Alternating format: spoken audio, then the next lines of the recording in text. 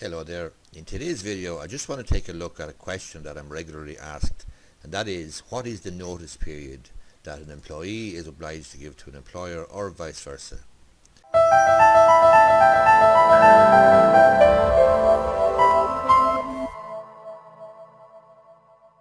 Well, the position is fairly straightforward. Firstly, you need to look at the contract of employment. What does the contract of employment state?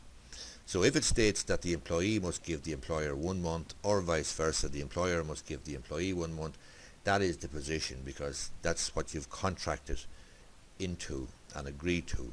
However, if the contract is silent as to a notice period, then there's legislation called the Minimum Notice and Terms of Employment Act, firstly came into being in 1973, and this sets out the minimum periods.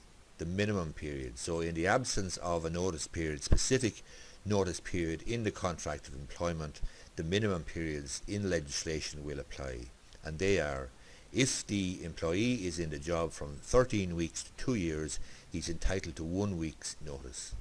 If he's there from 2 years to 5 years, he's entitled to 2 weeks. If he's there from 5 years to 10 years, he's entitled to 4 weeks. If he's there between 10 and 15 years, he's entitled to 6 weeks. And if he's there 15 years or more, he's entitled to 8 weeks. What is the position then in relation to the employee giving notice to the employer in circumstances where there's nothing in the contract? Well, the employee, according to the Minimum Notice and Terms of Employment Act 1973, must give at least 1 week's notice. So just 1 week's notice.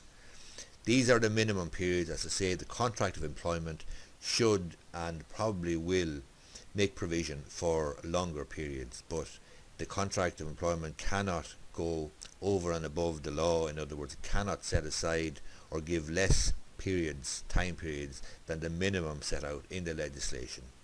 I hope you find this useful.